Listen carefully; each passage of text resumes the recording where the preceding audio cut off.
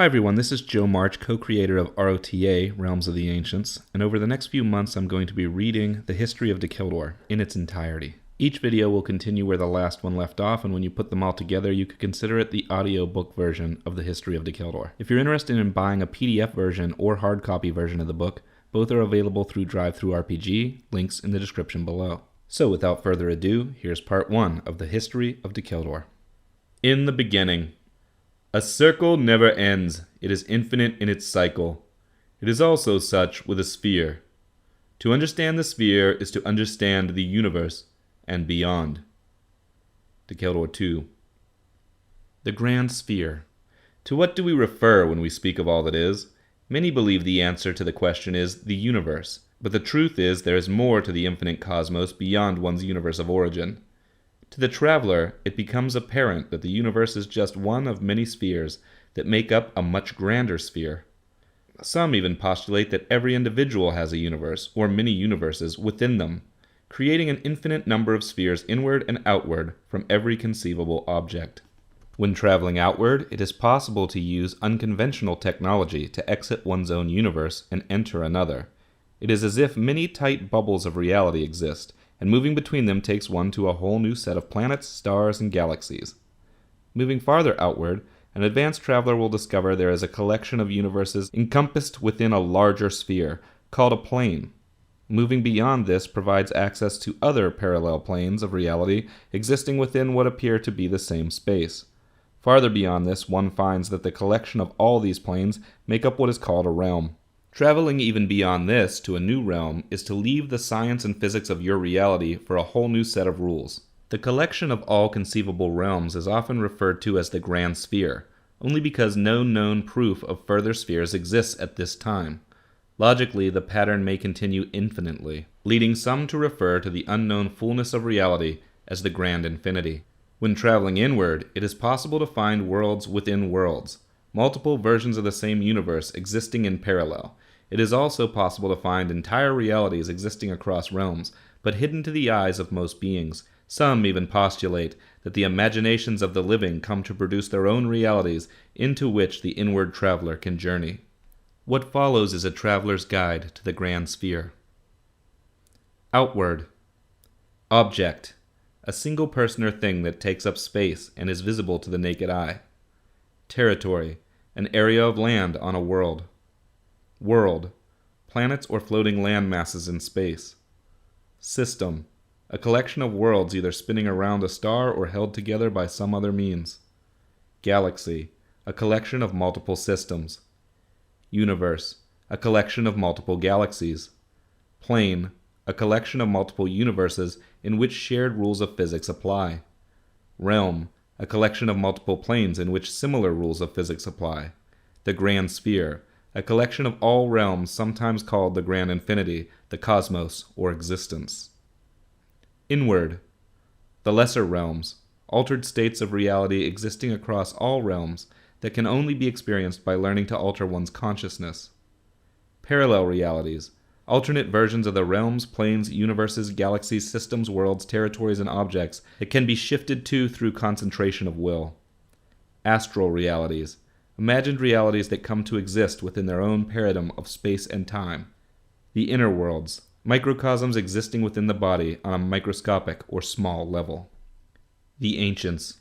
The key to life is to experience existence, as it is existence which brings us life. Dacheldor 2. The oldest religion in all of the cosmos is believed by some to be based on fact. It states that before the dawn of time, during the first creation of the realms, existence, i.e., all that exists, had within itself a desire to grow and learn. Out of this desire, the first souls were created, and these souls later became known as the ancients. Each ancient was created with a unique set of personality traits that, when combined, formed the overall personality of existence. Their original purpose was to better define the different elements that made up existence's personality, but an unforeseen evolution granted them minds of their own and a sense of individuality. At first, the ancients were separated from one another, and their time was spent contemplating their own realities. Then, the ancients began to interact, and their first recorded emotions were formed. This led to the creation of time as a means of comparing events and tracking progress, allowing for the invention of death, which had no power over the ancients. Unlike physical beings, including the humanoids they were soon to create, the ancients were designed before concepts like death existed. This made them immortal and provided them with a limitless capacity for power and advancement. They were true extensions of existence's being, and an unstoppable force. Once their individuality was fully realized, the ancients began to create beings of their own. They decided to give these beings physical bodies and supplied each with a soul, through which they could share life experiences. It was the ancients' goal to allow these beings to exist with a large number of limits and challenges. The ancients soon found this difficult, however, and the temptation to interfere in the lives of their creations overpowered their original plans. Before long, the ancients began purposely influencing the evolutionary process. They forced their created beings to worship them as gods and used them as a way to wage war on one another. They then created stronger beings through which they could speak directly to the people. These beings eventually became the angels and forced the will of the ancients upon those who would question them. This domination lasted for some time, until existence grew tired of their inability to work together. Out of a desire to redirect their methods for growth, existence granted each of the ancients a realm of their own, and completely cut them off from one another. Within their realms, the ancients fully controlled the ability to create life and construct reality. In a sense, they became realms themselves, a concept once believed to explain the reason that all realms were different. Many of the ancients felt no desire to leave their realms, but a select few were too individualistic to give up their sense of self.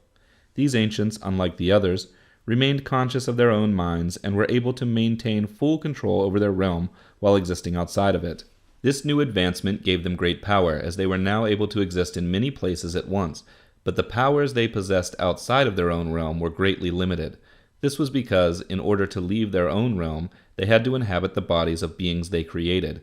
It was around this time that existence began to create new life forms to populate the realms. These life forms were more limited than the ancients, but these limitations were designed to provide greater advancement as a species. They developed the first known civilizations and paved the way for life as we know it today. They also created the first recorded history and the first religion that told the story of the ancients. The black angels rise and fall. And I beheld an angel whose wings were black as midnight, and whose aura was both terrifying and glorious to behold. Dacheldor 2. The angels and other beings created by the ancients remained in the realms long after the ancients were gone. Without the ancients to guide them, they felt threatened by the new beings existence had created. Great wars broke out between the old beings and the new, but neither side seemed to gain an advantage.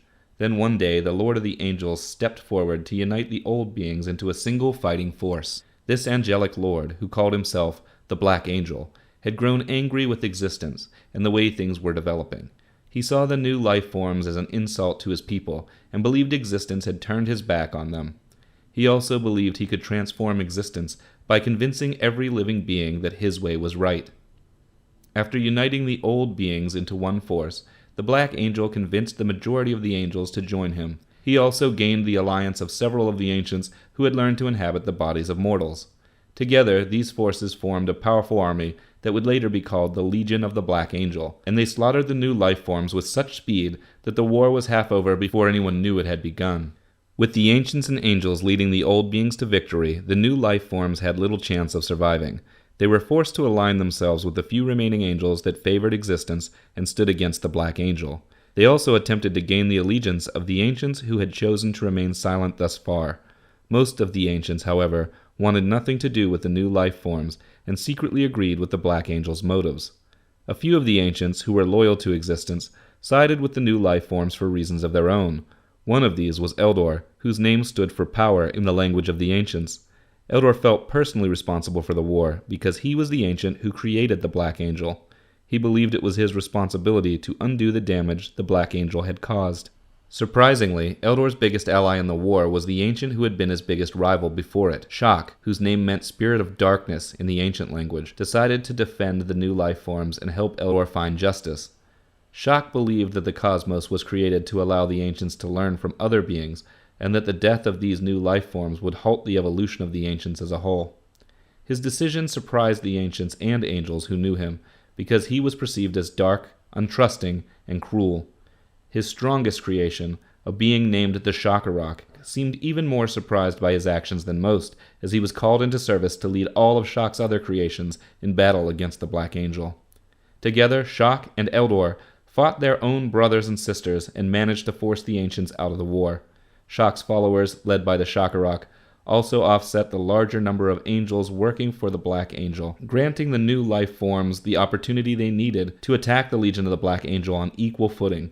It also gave them the opportunity to raise their morale through combat successes. One success was followed by another, and soon the Black Angel found he was on the losing side. Turning to an ancient named Darrell, death in the language of the ancients, the Black Angel relinquished control of his legion in exchange for unparalleled power over life. Despite this, he remained unaware that Darrell was a worse monster than he could ever be, for it was Darrell's wish to see the entire cosmos wiped from reality. In the end, the combined efforts of Shak and Eldor brought about the downfall of the Legion of the Black Angel. He was not defeated, however, before Darrell made an attempt to destroy the cosmos. Eldor managed to convince the Black Angel that Darrell's way meant the end even for him, and the Black Angel sacrificed his new powers to deflect Darrell's destruction attempt. For his betrayal, Darrell sentenced the Black Angel and all of the beings that followed him to eternal imprisonment in a special realm, cut off from all the others. There, the followers of the Black Angel were transformed into twisted versions of themselves and given new names that symbolized their horrifying new forms. The angels became demons, horned creatures with black wings, and those that followed them became hellish beasts called demonoids. The demonoids were forced to recognize the demons as their masters, and also to do the bidding of any beings powerful enough to summon them. Thus, a hell realm was formed, with only one escape: enslavement to whatever being had the power to summon demons. This realm was created so proficiently that it became obvious that Darrell had planned it all along. In a single act, he removed the Black Angel and all of his followers from the field of battle. This left Shak and Eldor as the only beings opposing Darrell's plans, and gave Darrell a second chance to bring about the destruction he sought. Unable to stand up to Darrell individually, and unable to harm him due to his ancient form, Eldor and Shak called upon their fellow ancients to will Darrell out of existence. As a result, the collective power of every ancient was focused through Eldor and Shak in an instant, creating a wave of energy that transformed the two into a single being. This being, known only in the records as the Nameless One, then used the wave to create an enormous rift in space that pulled Darrell in. This rift, which began to pull all beings consisting of spiritual energy into it, then became a cosmic anomaly similar in concept to a black hole. To escape its pull, the ancients were forced to return to and fully merge with their realms. They gave up the ability to freely travel the cosmos and dropped out of the pages of history. The Nameless One combined the pre-existing realms of Shak and Eldor to create a new realm, merging with it in the same way the others merged with theirs. Thus, the creation of the rift brought about the event known as the Fall of the Ancients, and ended the days when ancients were able to walk openly among mortals. A chosen few ancients find a means to return. If I had known all those years ago what I really was, I would have never felt alone. Dacheldor 2. With the ancients gone, the realms were free to develop at their own pace, and the new life forms, along with those old life forms that had worked for Shak, began to take charge. The ancients faded away into legend, the stories of their true identities lost. This led the cosmos in a new direction, identical to what we experience today. Though the ancients stopped living as individuals as a result of the fall of the ancients, they became living realms that were able to take in the knowledge of their inhabitants. As such, they created new life forms in various civilizations. Some, however, still longed to experience the cosmos from a less omnipotent viewpoint. The Nameless One was an example of an ancient who could not let go of the chance to explore the other realms. He was the first to discover a new way to exist outside of his own realm, while still existing within it as the ancients had in the past. Unlike the method they previously used when creating mortal bodies, the Nameless One did not create a body of his own, and did not separate himself from his realm. Instead, he opened a mental connection to an already existing being in another realm, and thus remained completely in his own realm while symbiotically sharing the experiences of another. This relationship granted the other being a number of special powers, including a flawless memory, the ability to control aging, and unlimited endurance. But in exchange, upon the being's death, its soul would become one with the soul of the ancient, joining them forever and precluding any chance of an afterlife experience. Additionally, this being, called the host, would take on the memories of any previous hosts, gaining all the abilities of the beings that had previously joined with the ancient. This, however, caused the personalities of the previous hosts to merge with the personality of the new one, transforming the host's personality into something completely different.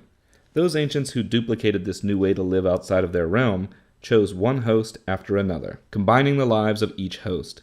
The hosts did not recall any memories of the ancient itself, only those of the previous hosts, but most were able to piece together what they truly were after enough lifetimes had passed. The Nameless One, however, lived a particularly troubling first life that barred him from experiencing the natural host progression of the other ancients. It is this first host of the Nameless One upon which the bulk of this work is focused, the being named Dacheldor.